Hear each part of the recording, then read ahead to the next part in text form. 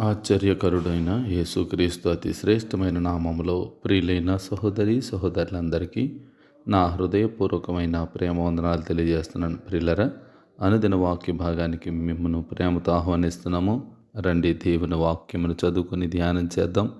మొదటిగా ప్రార్థన. ప్రేమ కలిగిన మహాపరిశుద్ధ తండ్రి, అనుదినములాగా ప్రాణాత్మ దేహంతో నీకు లొంగిపోతూ ఉంటుండగా ప్రియ పరిశుద్ధాత్మ దేవుడా, తమరే ప్రకటింపచేవానిగా, గ్రహింపచేవానిగా, ఒప్పింపచేవానిగా నీ కార్యములు నీ స్థాయిలో నీ శైలిలో జరిగించమని ప్రార్థిస్తున్నాం. సకల ఆటంకాల అభ్యంతరాలు యేసు నామములు బంధిస్తున్నాం.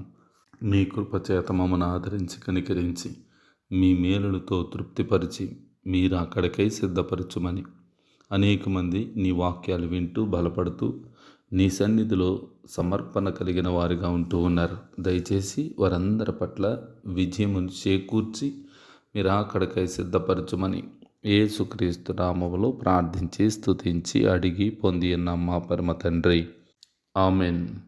10వ తారీఖు జనవరి మాసం 2026వ సంవత్సరం శనివారం. నా పేరు pastor B Ratnaraju, Emmanuel ministries, Dubai. ప్రియులరా, అనుదిన వాక్య భాగాలకు మిమ్మల్ని ప్రేమతో ఆహ్వానిస్తున్నాం. మనమందరము కలిసి వాక్యాన్ని ధ్యానం చేద్దాం. దయచేసి మీ బైబిల్ని తెరవండి. యోహాను సువార్త వరుస క్రమంలో ధ్యానిస్తున్నాం కదా. ఈ దినము కూడా దేవుని వాక్యమును ధ్యానం చేద్దాం. వరుస క్రమంలో యోహాను సువార్త 3వ అధ్యాయం 18వ వచనం చదువుకొని దేవుని వాక్యాన్ని ధ్యానం చేద్దాం. ఆయన యందు విశ్వాసముంచు వానికి తీర్పు తీర్చబడదు. విశ్వసింపనివాడు దేవుని అద్వితీయ కుమారుని నామమందు విశ్వాసముంచలేదు గనుక వానికి ఇంతకు మునుపే తీర్పు తీర్చబడెను. దేవుడు ఈ పరిశుద్ధ వాక్యములో నుంచి మనతో మాట్లాడునుగాక. ఆమెన్. ప్రియమైనటువంటి దేవుని సంగమా, మనం చదువుకున్నటువంటి వాక్య భాగం పరిశుద్ధాత్మ దేవుడు మనకు తెలియజేస్తున్నటువంటి ఒక అత్యున్నతమైనటువంటి సందేశం. దీనిని మనం గ్రహించగలిగిన వారంగా ఉంటే ప్రభు మనతో నిత్యము నివాసము చేస్తున్నాడని అర్థం. ఒకవేళ దేవుని వాక్యాన్ని గైకొనక మన హృదయాన్ని ఆయనకి ఇవ్వకుండా ఉంటే ఏమాత్రము ప్రయోజనకరము కాదు. దేవుని మాటలు మనల్ని కాపాడతాయి, మనల్ని రక్షిస్తాయి, మనల్ని నడిపిస్తాయి. ఈ వాక్యములో ఉన్న ఒక మంచి ఉన్నతమైనటువంటి ఉపదేశం ఏమిటంటే, ఆయన మీద అనగా యేసు మీద, యేసు అంటే రక్షకుడు, ఆ రక్షకుని మీద, మనల్ని విమోచించే విమోచకుడి మీద ఒక విశ్వాసం, ఒక నమ్మకం ఉంచేవారికి శిక్షా విధి ఏమీ కూడా లేదని ప్రభువే చెప్తా ఉన్నాడు. ఒకవేళ నమ్మకం పెట్టుకోకపోతే, అంటే నమ్మకం లేనటువంటి వారికి ఇంతకు ముందే శిక్ష విధించడం అనేటువంటి జరిగిందని మనము ఈ వాక్యాన్ని బట్టి గమనించాలి. ప్రియమైనటువంటి దేవుని విశ్వాసులారా, ఎందుకని మనము నమ్మకం లేనటువంటి వారిగా ఉంటున్నాం? ఎందుకని మనం నమ్మకం లేనటువంటి వారిగా తయారవుతున్నాం? విశ్వాసం అన్నటువంటిది మనకి ఎందుకని లేకుండా ఉంటుంది?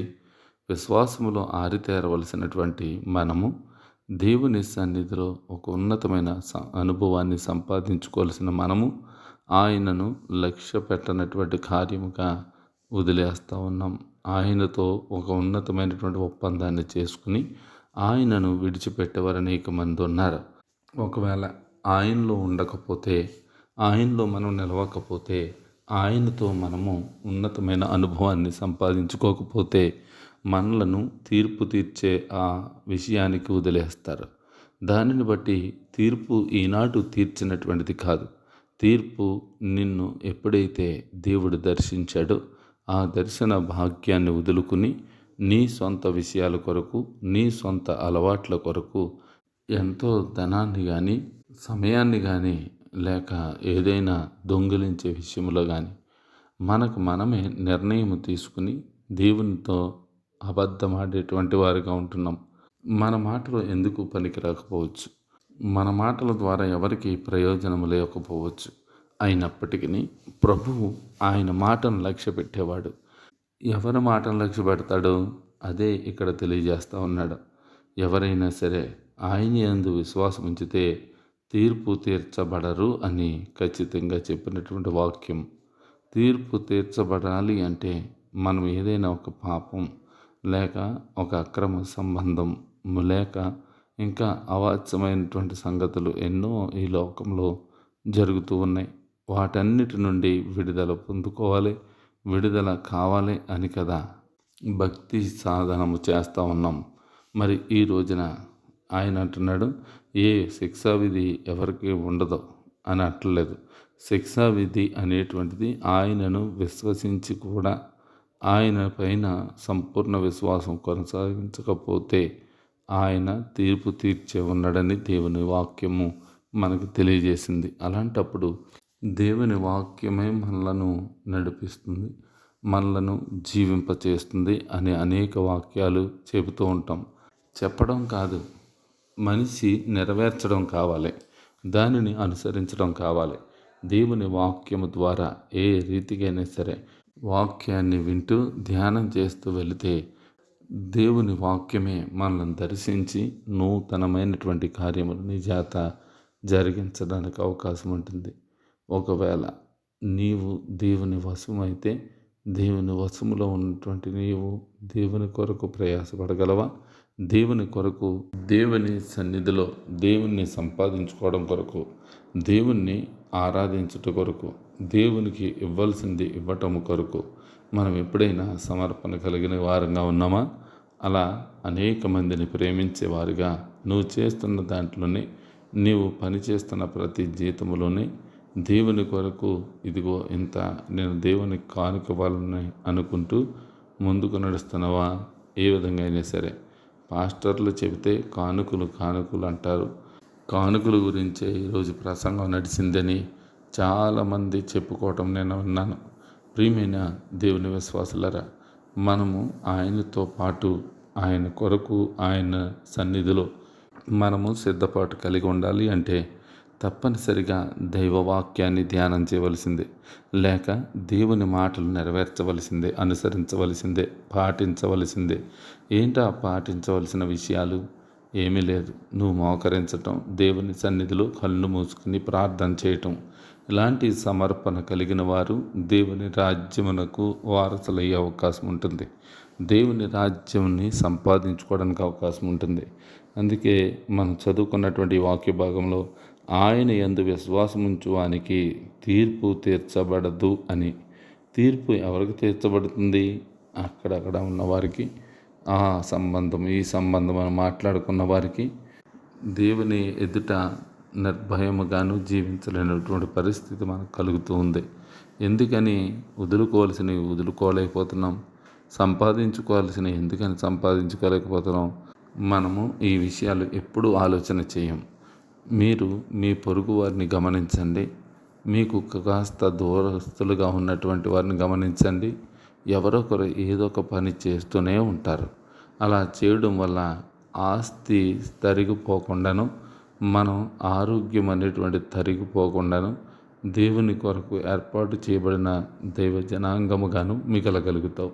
అందుకే దేవుడు చెప్పినటువంటి మాట, మీకు తీర్పు అనేటువంటిది రాదు. ఎందుకంటే మీరు విశ్వాసులు, వాక్యానుసారమైన మనుషులు. మరెవరికి ఆ తీర్పు అనేటువంటిది వస్తుంది? తీర్పును బట్టి మనము ఏమవుతాం? ఇవన్నీ కొన్ని మాటలు మీకు తెలుపగోరుతూ ఉన్నాం. ప్రియమైన దేవుని సంఘమా, ఈరోజు నీవు దేవుని మాటలు వింటున్నావంటే ఇది మహా దేవుడు చూపించిన ప్రేమ. ఆయన ప్రేమకు అంతులేనటువంటిది, అవధులు లేని ప్రేమ, ఆకర్షించే ప్రేమ, అద్భుతము చేసే ప్రేమ, రక్షణ కలిగించే ప్రేమ. అలాంటి యేసు ప్రభువుని మనం ఎందుకని ఆరాధించకుండా ఉండాలి? ఆరాధనలో అనేక మంది దేవుణ్ణి మర్చిపోతూ ఉంటారు. దేవుణ్ణి ఘనపరచాలన్నటువంటి జ్ఞానము, దేవుణ్ణి మహిమపరచాలన్నటువంటి వివేకము మనము కలిగి ఉండాలి. అలాంటప్పుడే ఆయన రాజ్యమునకు వారసత్వం కలిగిన వారంగా ఉంటాం. మనకి తీర్పు అనేటువంటిది రాదు. ఒకవేళ తీర్పు అనేటువంటిది వచ్చిందా, మనము ఎక్కడికి వెళ్ళిపోతామో మనకే తెలియదు. వేదనకరమైన స్థలములో నివసించడానికి ఏ మాత్రము మనము సాహసించలేము. అక్కడ ఉన్నటువంటి ఆ వేదనను భరించలేము. అందుకనే ఈ లోకములో కష్టమైన, కన్నీరైన, దుఃఖమైన వాటిని దిగమింగుకుంటూ, అయ్యా నా కష్టాలు కలకాలం ఉండవు, నా దేవుడు నన్ను విడిపించి రక్షిస్తాడు, నన్ను విమోచన కలిగించి దేవుని సన్నిధికి ఏర్పాటు చేసుకుంటాడు అనే ఒక దృఢ సంకల్పం కలిగిన వారిగా ఉంటే మనము దేవుని ఎడల మహోన్నతమైన కార్యాలు చూడగలుగుతాం. ఒకవేళ వాటిని చూసి, ఆ దుఃఖాన్ని చూసి, ఆ రోదన వేదనకరమైనటువంటి పరిస్థితులను చూసి ఎప్పుడైతే మనము ఆయన నుండి తొలగిపోతామో, మంచి అనేటువంటిది చేస్తాడు అన్న దేవుడు, నీవు నాకు సహాయం చేయట్లేదైనా, ఏ విధంగా నన్ను ఆదుకోవట్లేదు అని నువ్వు అనుకుని ఆయనను విడిచిపెట్టేసావో, ఆనాడు నీకు లోకమును ఆకర్షించావని అర్థమవుతూ ఉన్నది. కనుక తీర్పు అనేటువంటిది వచ్చే అవకాశం ఉంది. కనుక మనము తీర్పులోనికి వెళ్ళకూడదు. తీర్పు నుంచి తప్పించబడాలి. తీర్పులోనికి వెళ్ళకుండా మనము దేవునిలోనికి వెళ్ళాలి. నూతనమైనటువంటి యెరూషలేము మనం చూడగలగాలి. యెరూషలేము పట్టణం మన కొరకు, సియోను పట్టణం ఒకటి ఉంది. దాని కొరకు ఎగిరిపడదాం. దాని కొరకు మనం సహించుకుందాం. ఉన్నతమైనటువంటి పిలుపు కొరకు ఎదురు చూద్దాం. దేవుడి మాటలు మన వెనుకల్లో దీవించి నూరంతల ఫలములతో నింపునుగాక. ఆమేన్. పరిశుద్ధుడైన పరమ తండ్రి, మహాగణుడ, స్తోత్రాలు. మరి ఒకసారి ఈ ఉదయకాల సమయంలో మాట్లాడి మమ్మల్ని పురుకొల్పినందుకు స్తోత్రాలు. మమ్మల్ని మీ ఆధీనంలో ఉంచుకోండి. మీ కృపాసనము ద్వారా మమ్మలను ఆదుకోమని, మీ చిత్తములో నడిపించమని ప్రార్థిస్తున్నాం. మా అవసరతల అక్కర్లు అన్నీ కూడా ఎరుగున్న దేవుడు, ప్రతి సహోదరుని దర్శించి దీవించి మెండైన ఆశీర్వాదాలతో నింపమని యేసుక్రీస్తు నామములో అడిగి పొంది ఉన్నాము తండ్రి. ఆమేన్. పరమ తండ్రి అయిన దేవుని దయ, కుమారుడైన యేసుక్రీస్తు వారి కృప, పరిశుద్ధాత్మ అన్యోన్య సహవాసము, సమాధానం ఇప్పుడు ఎల్లప్పుడూ సదాకాలము తోడేండి నడిపించునుగాక. ఆమేన్. Praise the lord.